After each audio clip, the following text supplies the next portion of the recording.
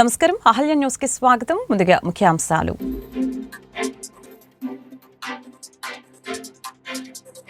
గంగూరులో రైతు సేవా కేంద్రాన్ని పరిశీలించిన సీఎం చంద్రబాబు తేమ శాతంలో సేవా కేంద్రం వద్ద ఎంత రీడింగ్ వస్తే మిల్లు వద్ద కూడా అంతే రీడింగ్ రావాలని సూచించిన చంద్రబాబు.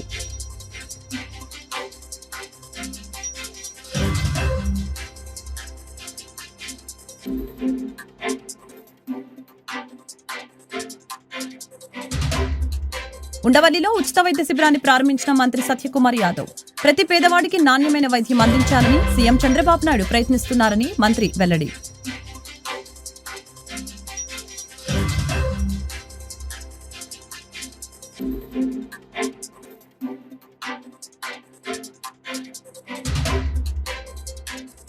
కుప్పాన్ని ఎడ్యుకేషనల్ హబ్ గా మారుస్తామని వెల్లడించిన నారా భువనేశ్వరి. అన్ని వర్గాలకు న్యాయం చేస్తామని వెల్లడి.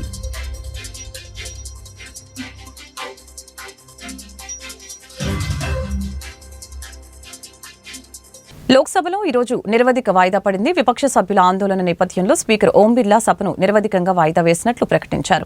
ఆ సమయంలో ప్రధాని మోదీ సభలో ఉన్నారు. మరొకవైపు ఇవాళ ఉదయం పార్లమెంట్ ఆవరణలో ఉన్న అంబేద్కర్ విగ్రహం వద్ద ఇండియా కూటమి ఎంపీలు నిరసన చేపట్టారు. అంబేద్కర్పై కేంద్ర మంత్రి అమిత్ షా చేసిన వ్యాఖ్యలను ఇండియా కూటమి నేతలు తప్పుపట్టారు.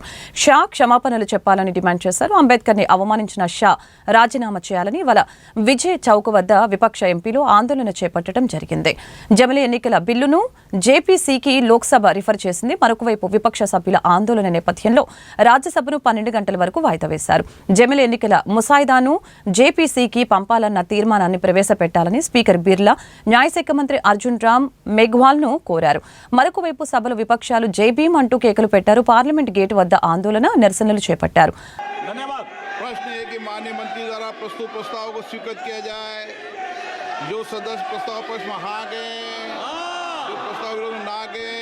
मेरे विचार में निर्णय हवालों के प्रस्ताव स्वीकृत हुआ। माननीय सदस्यगण, मैं आप सभी से पुनः आग्रह करता हूं कि संसद की गरिमा मर्यादा बनाए सबकी सामूहिक जिम्मेदारी है। संसद भवन परिसर में किसी भी द्वार पर किसी भी तरह का धरना प्रदर्शन करना उचित नहीं है। आप सभी को इस विषय पर नियमों की अनुपालना करना सुनिश्चित करना पड़ेगा। मैं पुनः आग्रह करता हूं, इसको गंभीरता से लें और किसी भी स्थिति के अंदर द्वार पर और परिसर पर प्रदर्शन न करें, नहीं तो संसद को उचित कार्रवाई करनी पड़ेगी। माननीय सदस्यगण, कृपया आप अपने स्थान पर खड़े हो जाएं, क्योंकि वंदे मातरम की धुन बजाई जाएगी।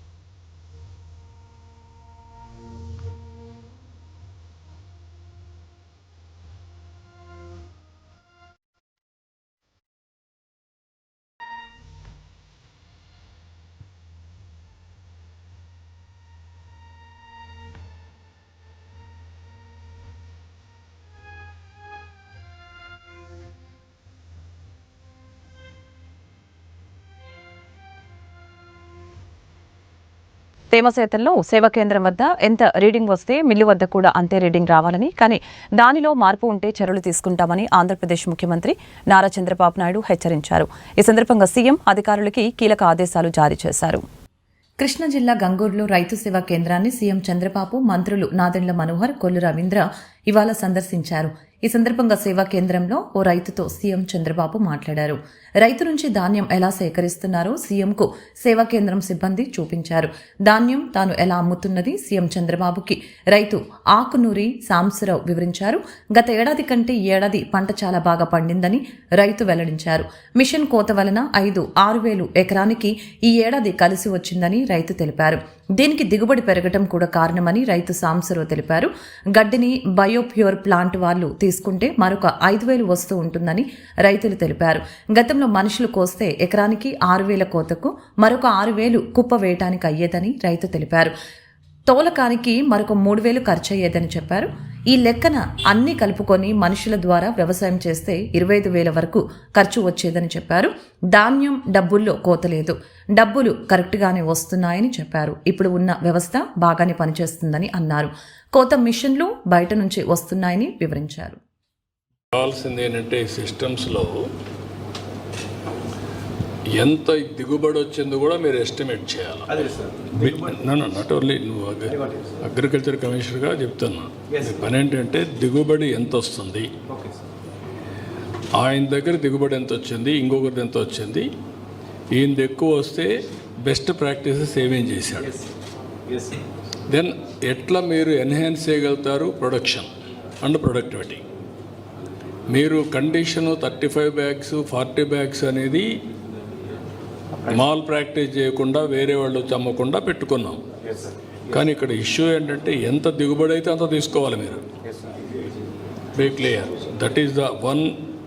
ఇది రెండోది, ఈ పోర్టల్లో మీరు చేయాల్సింది ఏంటంటే వెరైటీ అవన్నీ పెట్టారు. ఆ వెరైటీ కూడా నెక్స్ట్ ఫేజ్లో మనుషులు కన్జ్యూమ్ చేసే వెరైటీనే ఉండాలి. వెరైటీస్ చేంజ్ కూడా ఇప్పటి నుంచి వర్కౌట్ చేసుకోవాలి మీరు. వన్స్ అది వర్కౌట్ చేస్తే మనకు క్లారిటీ వస్తుంది. ఇప్పటి నుంచి ప్లాన్ చేయడం.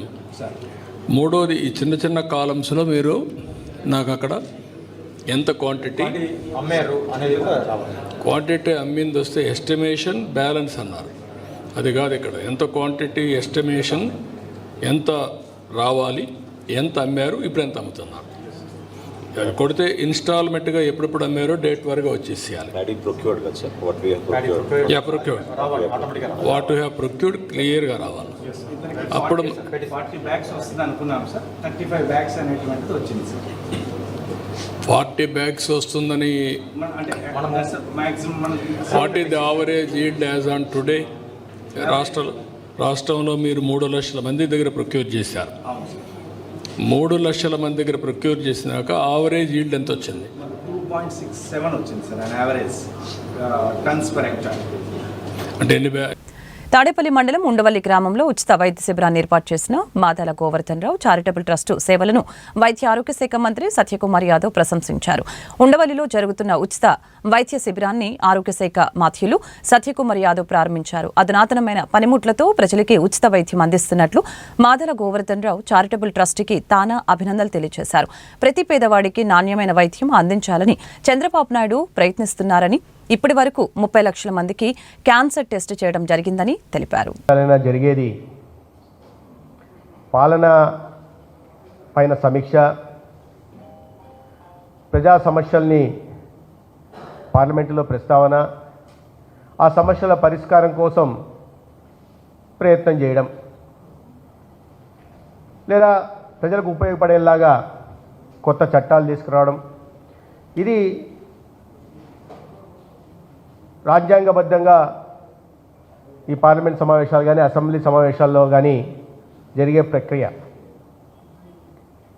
ప్రతిపక్ష పార్టీ ప్రజా సమస్యల్ని లేవనెత్తడం, సమస్యల మీద చర్చించడం, లేదా అధికార పార్టీ ఏదైనా తప్పులుంటే వాటిని ఎత్తి చూపడం, ప్రతిపక్ష పార్టీ ప్రజల సమస్యల్ని లేవనెత్తడం, ఇది ప్రతిపక్ష పార్టీ సమస్యల మీద చర్చించడం.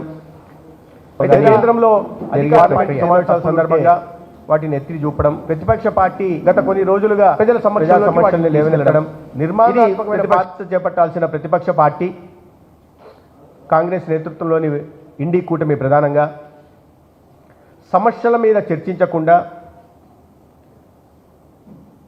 మొత్తం చర్చలు పక్కదోవ పట్టిస్తూ సమయాన్ని వృధా చేయడమే కాకుండా ప్రజల సమస్యలపైన ప్రజలకు ఉపయుక్తమైన చట్టాలని తీసుకురాకుండా అడ్డుకుంటా ఉంది. ఆ అడ్డుకునే క్రమంలో అధికార పార్టీ మీద నిందలు మోపడం, చెప్పందాన్ని చెప్పినట్టుగా వక్రీకరించడం చేస్తూ ఉంది. ఈ నేపథ్యంలో సడన్గా ఈ మధ్యకాలంలో కాంగ్రెస్ పార్టీకి రాజ్యాంగం పైన అంబేద్కర్ గారి మీద ప్రేమ పుట్టుకొచ్చింది. కుప్పాన్ని ఎడ్యుకేషన్ హబ్గా మారుస్తామని నారా భువనేశ్వరి తెలిపారు. అన్ని వర్గాలకు న్యాయం చేస్తామని అన్నారు. వైఎస్ఆర్సీపీ హయాంలో రాష్ట్రంలో ఇండస్ట్రీలు భయపడి అన్ని వెనక్కి వెళ్లిపోయాయని, చంద్రబాబు నాయుడు సీఎం అయిన తర్వాత ఇప్పుడిప్పుడే పరిశ్రమలు వస్తున్నాయని నారా భువనేశ్వరి తెలిపారు. ఏపీ ముఖ్యమంత్రి చంద్రబాబు నాయుడు సతీమణి నారా భువనేశ్వరి చిత్తూరు జిల్లాలోని కుప్పంలో 4 రోజుల పర్యటనలో భాగంగా 2వ రోజు శుక్రవారం ఆమె పర్యటన కొనసాగుతోంది. వనగుట్టపల్లిలో రచ్చబండ వద్ద మహిళలతో నారా భువనేశ్వరి ముఖాముఖి కార్యక్రమాన్ని నిర్వహించారు. ఈ సందర్భంగా ఆమె మాట్లాడుతూ అన్నా క్యాంటీన్లతో పేదలకు అన్నం పెడుతున్నామని, పేదలందరికీ ఇల్లు కట్టిస్తామని, కుప్పాన్ని ఎడ్యుకేషనల్ హబ్గా మారుస్తామని నారా భువనేశ్వరి తెలియజేశారు. అన్ని వర్గాలకు న్యాయం చేస్తామని అన్నారు. వైఎస్ఆర్సీపీ హయాంలో రాష్ట్రంలో ఇండస్ట్రీలు భయపడి అన్ని వెనక్కి వెళ్లిపోయాయని, చంద్రబాబు నాయుడు సీఎం అయిన తర్వాత ఇప్పుడిప్పుడే పరిశ్రమలు వస్తున్నాయని నారా భువనేశ్వరి తెలిపారు. ఎన్టీఆర్ ట్రస్ట్ తరపున ఎన్నో సేవా కార్యక్రమాలు చేస్తున్నామని, నిరుపేద కుటుంబాలకు, విద్యార్థులకు ఎన్టీఆర్ ట్రస్ట్ తరపున ఆర్థికంగా సహాయ సహకారం అందిస్తున్నామని తెలిపారు. కుప్పం అభివృద్ధి చంద్రబాబుతోనే సాధ్యమవుతుందని, గ్రామాల్లో మౌలిక సదుపాయాలు, రోడ్లు, వీధి దీపాలు, కాలువలు 100% పూర్తి చేస్తారని తెలిపారు. నాయుడు గారు కుప్పాన్ని ఎడ్యుకేషన్ హబ్గా మార్చాలనుకున్నారు. 100% మొబైల్ నెట్వర్క్, అది కూడా మొబైల్ నెట్వర్క్ ఇక్కడ చాలా వీక్గా ఉంది కనుక దాని మీద కూడా ఆయన కాన్సన్ట్రేషన్ చేస్తున్నారు. బీసీ మైనారిటీ వర్గాలకి కమ్యూనిటీ హాల్ నిర్మిస్తున్నారు. నేను నిన్న కూడా తిరిగేటప్పుడు ప్రతి ఒక్కళ్ళు అడిగేది మహిళలు ఎస్పెషలీ కమ్యూనిటీ హాల్ కావాలని. తప్పకుండా అది కూడా ఆయన తీరుస్తారు. అట్లానే దేవాలయం అభివృద్ధి, జీతాలు చెల్లింపు, ద్రవిడ యూనివర్సిటీ ఉద్యోగాలు గత 2 ఏళ్లుగా జీతాలు అందకుండా వాళ్ళు చాలా బాధపడ్డారు. అట్లాంటిది 2.8 కోట్ల జీతాలు బకాయిలు ఆయన తప్పకుండా విడుదల చేస్తామని హామీ ఇచ్చారు. పేదలకి ఇళ్ళు, ఎక్కడికి వెళ్ళినా ప్రతి ఒక్కళ్ళు అడిగేది ఇళ్ళు. తప్పకుండా ఆయన 15,323 కొత్త ఇళ్ళు నిర్మిస్తారు మన కుప్పంలో. త్రాగునీటి సమస్య పరిష్కరణ, ఎక్కడికి వెళ్ళినా ప్రతి ఒక్కళ్ళు అడిగేది ఇళ్ళు, రోడ్లు, లైట్లు, వాటరు, నీరు. ఈ సమస్య ప్రతి గ్రామం ఎదుర్కొంటుంది. అది తప్పకుండా ఆయన తీరుస్తారు. అట్లానే చెక్ డ్యామ్, హంద్రీనివా మీకు చెప్పినట్లు ఈ జూలైకి ఆయన పూర్తి చేస్తామని హామీ ఇచ్చారు మీకు. కుప్పంలో ఆసుపత్రి, Kuppam area hospital, super hospital. పోలీసులమని బెదిరించి డబ్బులు లాక్కున్న నిందితుల్ని సీసీఎస్ పోలీసులు చాకచక్యంగా అరెస్టు చేశారు. నిందితుల వద్ద నుంచి 25,57,000 రూపాయలని స్వాధీనం చేసుకున్నారు. ఈ మేరకు నగర సిపి కార్యాలయంలో పోలీస్ కమిషనర్ ఎస్వి రాజశేఖర్ బాబు విలేకరులతో మాట్లాడారు. ఈ సందర్భంగా కేసు వివరాలను వెల్లడించారు. సత్యనారాయణపురం పోలీస్ స్టేషన్కి జగ్గేపేటకు చెందిన వ్యక్తి వచ్చి తాను జగ్గేపేటలోని ఒక బంగారపు షాపులో గుమస్తాగా పనిచేస్తున్నట్లు, అప్పుడప్పుడు తన యజమాని చెప్పిన విధంగా డబ్బులు తీసుకుని చెన్నై, నెల్లూరు వెళ్లి బంగారం కొనుగోలు చేసి వాటి నుంచి బంగారు వస్తువులు తయారు చేసుకుని అమ్ముతున్నట్లు చెప్పుకొచ్చారు. ఈ క్రమంలో ఎప్పట్లాగానే డిసెంబర్ 11వ తేదీన యజమాని ఇచ్చిన డబ్బులను తీసుకుని చెన్నై వెళ్లడానికి ట్రైన్ బుక్ చేసుకున్నట్లు తెలిపారు. ట్రైన్ మిస్ అవడంతో కారు బుక్ చేసుకుని కారులో బయలుదేరి విజయవాడ దగ్గరికి వచ్చేసరికి ఎవరో గుర్తు తెలియని 2 వ్యక్తులు కాకి pant, white T shirt, brown shoe వేసుకుని కారుని ఆపి పోలీసులమని బెదిరించి ప్రభాస్ కళాశాల సమీపంలో బలవంతంగా తన వద్ద ఉన్న బ్యాగ్ను తీసుకుని అధికారులకు చూపించి వస్తాం అని చెప్పి వెళ్లినట్లు, ఎంతకీ రాకపోవడంతో బీపీ పెరిగి పడిపోయినట్లు చెప్పారు. క్యాబ్ డ్రైవర్ జగ్గేపేట తీసుకుని వెళ్లి అక్కడ హాస్పిటల్లో జాయిన్ చేసినట్లు తెలిపారు. ఆరోగ్యం కుదుట పడిన తర్వాత వచ్చి సత్యనారాయణపురం పోలీస్ స్టేషన్కి వెళ్లి ఫిర్యాదు చేస్తానని చెప్పారు. సదరు ఫిర్యాదుపై పోలీసు వారు కేసు నమోదు చేసి దర్యాప్తు నిమిత్తం సీసీఎస్ పోలీసు వారికి అప్పగించడం జరిగిందని తెలియజేశారు. ఈ క్రమంలో సీసీఎస్ బృందానికి రాబడిన పక్క సమాచారం మేరకు 20వ తేదీన ఉదయం 10 గంటల సమయంలో బీఆర్టీఎస్ రోడ్డు భానునగర్లోని ఒక ఇంటి సమీపంలో 4 వ్యక్తుల్ని అదుపులోకి తీసుకుని విచారించడం జరిగిందని చెప్పారు. విజయవాడ సీతారాంపురం ఏరియాకు చెందిన చేగు పార్థసాయి, వించిపేట ఏరియాకు చెందిన పఠాన్ సుబానీ ఖాన్, ఇబ్రహీంపట్నం దుర్గా కాలనీకి చెందిన గుల్లూరు వంశీ కృష్ణంరాజు, విజయవాడ బీఆర్టీఎస్ రోడ్డు భానునగర్కి చెందిన ప్రతిపాటి శాంతి, విజయవాడ ఓల్డ్ ఆర్ఆర్పేట ఏరియాకు చెందిన షేక్ హజారుద్దీన్ అనే నిందితుల్ని అదుపులోకి తీసుకున్నట్లు తెలిపారు. ఈ సందర్భంగా ఆయన పోలీసుల్ని అభినందించారు. సైబర్ క్రైమ్ కొంతవరకు మనం తీసుకున్న చర్యల ఫలితంగా కొంత అదుపులోకి వచ్చింది. డిజిటల్ అరెస్ట్ ముఖ్యంగా I'm very happy. Digital arrest అనేది బాగా తగ్గింది. ఈ మధ్యన కొన్ని యూజ్ కేసెస్ కూడా మేము కలెక్ట్ చేస్తున్నాం, డేటా కలెక్ట్ చేస్తున్నాము. దాదాపు ఇప్పటివరకు 40-50 మంది వరకు మేము ప్రివెంట్ చేయగలిగాం. డిజిటల్ అరెస్ట్ మనం తీసుకున్న ఒక చిన్న ఇంటర్వెన్షన్తో మనము చాలామందిని డిజిటల్ అరెస్ట్ బారి నుంచి కాపాడగలిగాము. సో అదంతా కూడా ఒక రిజిస్టర్ పెట్టి అసలు ఎక్కడ మనం ప్రివెంట్ చేయగలిగాం అనేది చూస్తున్నాము. ఫ్యూచర్లో ఇన్వెస్ట్మెంట్ ఫ్రాడ్స్ కూడా, ఎందుకంటే మనకు డిజిటల్ అరెస్ట్ ఫ్రాడ్ అనేది చాలా వరకు 99% ఆపగలిగాము. ఇన్వెస్ట్మెంట్ ఫ్రాడ్స్ కూడా మనకు ఆపాల్సిన అవసరం ఉంది. ఎందుకంటే ఇన్వెస్ట్మెంట్ ఫ్రాడ్స్ చాలా డేంజరస్ ఫ్రాడ్ ఇది. ఎందుకంటే ఇది ఎలాగ ఉందంటే ఇన్వెస్ట్మెంట్ ఫ్రాడ్, ఈ మధ్యన మీకు ఒక చిన్న పోస్టర్ కూడా రిలీజ్ చేసాం, వాట్సాప్ పోస్టర్ రిలీజ్ చేసాము, మీరు అందరూ చూసే ఉంటారు. ఇన్వెస్ట్మెంట్ ఫ్రాడ్లో ఈయన ఉదాహరణకి ఈయన ఒక ఫిర్యాదుదారుడు అంటే విక్టిమ్, ఈయన విక్టిమ్ అనుకున్నాం కాసేపు. ఈయన విక్టిమ్ అయినప్పుడు నేను ఫ్రాడ్స్టర్ని, నేను ఆయనకు ఫోన్ చేసి మీరు 100 రూపాయలు కట్టండి, మీకు ఇన్వెస్ట్ చేయండి, దీంట్లో ఇన్వెస్ట్ చేయండి, మీకు 200 రూపాయలు వస్తాయని చెప్తాను. బొంగరాల బీడునందు సీఐ మినిస్ట్రీస్ వారి ఆధ్వర్యంలో సెమీ క్రిస్మస్ వేడుకల్లో ముఖ్య అతిథులుగా పాల్గొన్న తూర్పు నియోజకవర్గ శాసనసభ్యులు Nazeer Ahmed, Ahalya trust chairman doctor Sanakkela Umashankar, Telugu Desam party మహిళా నాయకురాలు మరియు Ahalya trust director doctor Sanakkela Rajakumari, Janasena party జిల్లా అధ్యక్షులు గాది వెంకటేశ్వరరావు, గోళ్ల ప్రభాకర్ మరియు కిషోరు, సింహాద్రి మరియు డివిజన్లోని టీడీపీ నాయకులు, కార్యకర్తలు తదితరులు పాల్గొన్నారు.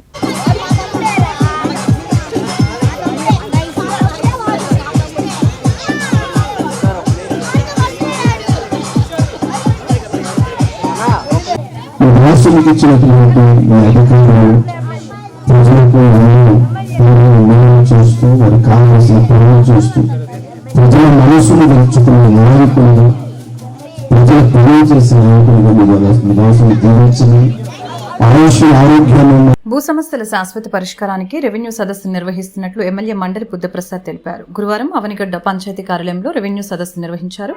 ముఖ్య అతిథిగా విచ్చేసిన ఎమ్మెల్యే మాట్లాడారు. వైసీపీ ప్రభుత్వం తెచ్చిన ల్యాండ్ టైటిలింగ్ యాక్ట్ రైతుల్ని తీవ్రంగా ఆందోళనకి గురిచేస్తుందని తెలియజేశారు. గ్రామాల్లో రైతులు ఎదుర్కొనే అన్ని రకాల భూ సమస్యల పరిష్కారం కోసం ప్రభుత్వం నిర్వహిస్తున్న ఈ రెవెన్యూ సదస్సుల్ని సద్వినియోగపరుచుకోవాలని సూచించారు.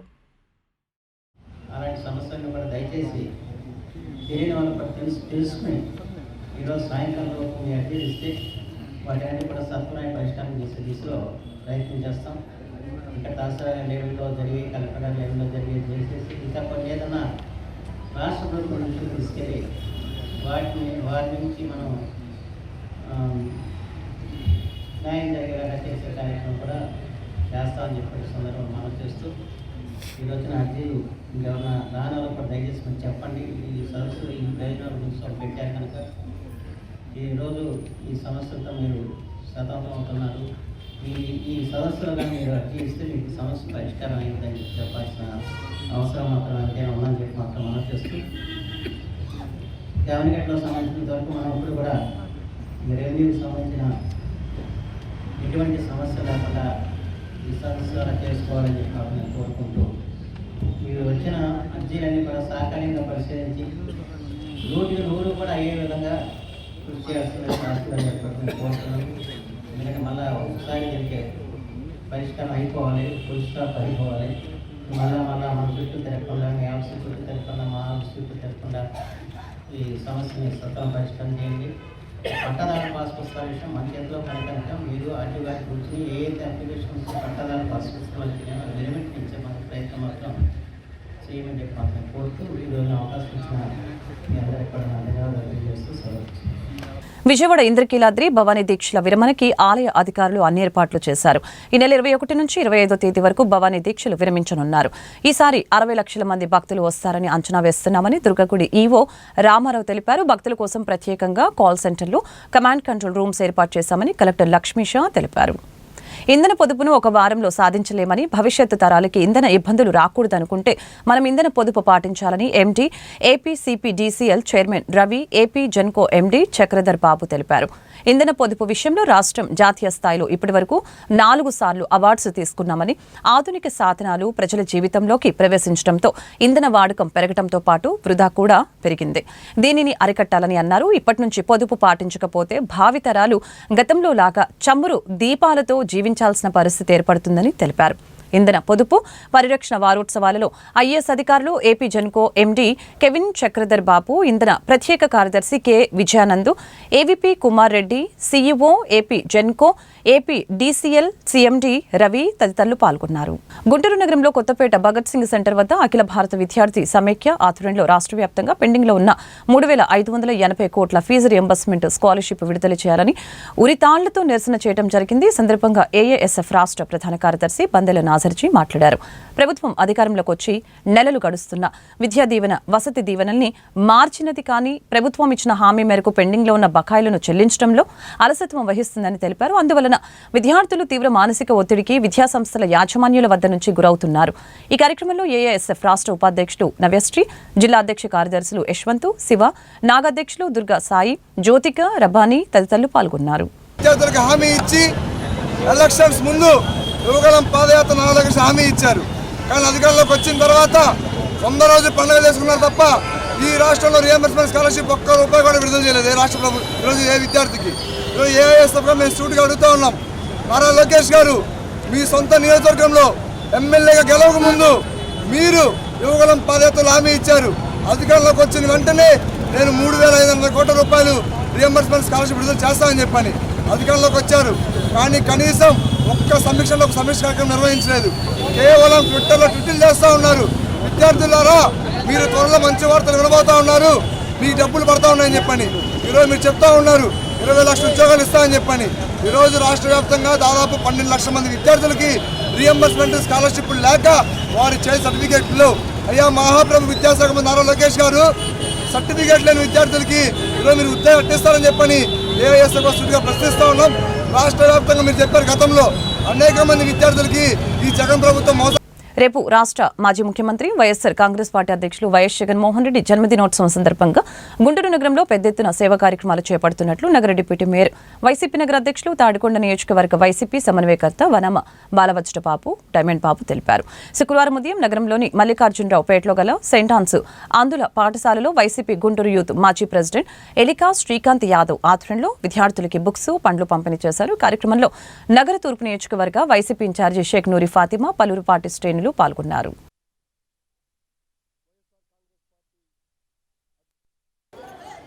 మనందరి ప్రీతమ నాయకులు మాజీ ముఖ్యమంత్రి వర్యులు శ్రీ వైఎస్ జగన్మోహన్ రెడ్డి గారి యొక్క పుట్టినరోజు వేడుకల్ని పురస్కరించుకొని ఒకరోజు ముందుగానే ఈ కార్యక్రమం చేపట్టాం. ఈ కార్యక్రమాన్ని ఎలికా శ్రీకాంత్ యాదవ్ ఆధ్వర్యంలో జగన్మోహన్ రెడ్డి గారి యొక్క పుట్టినరోజు వేడుకలను జరపాలనే ఆలోచనతో ఒక మంచి సేవా కార్యక్రమం సెయింట్ ఆన్స్ మనోవికాస కేంద్రం. ఇక్కడ ఉన్నటువంటి పిల్లలందరూ కూడా ఏదో ఒక వైకల్యంతో ఇబ్బంది పడేటువంటి వాళ్ళు. వీళ్ళకి సేవ చేసుకుంటే మానవ సేవే మాధవ సేవ.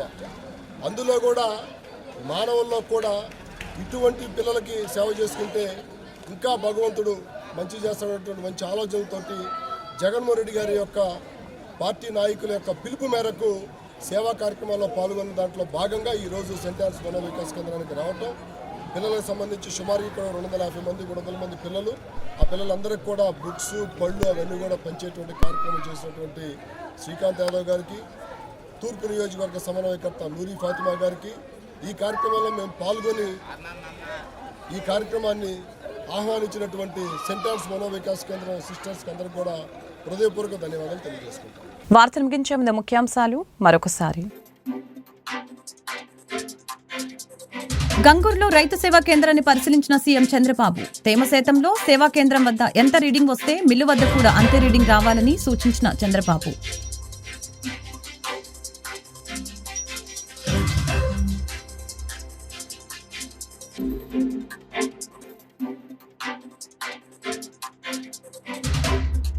ఉండవల్లిలో ఉచిత వైద్య శిబిరాన్ని ప్రారంభించిన మంత్రి సత్యకుమార్ యాదవ్. ప్రతి పేదవాడికి నాణ్యమైన వైద్యం అందించాలని సీఎం చంద్రబాబు నాయుడు ప్రయత్నిస్తున్నారని మంత్రి వెల్లడి.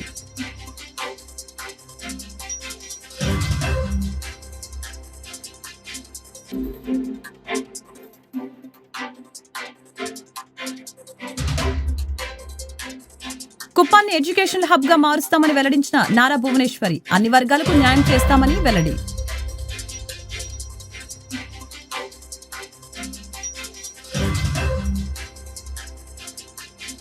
ఈ వార్తలు ఇంతటితో సమాప్తం. మరొక బులెటిన్లో మళ్ళీ కలుద్దాం. నమస్కారం.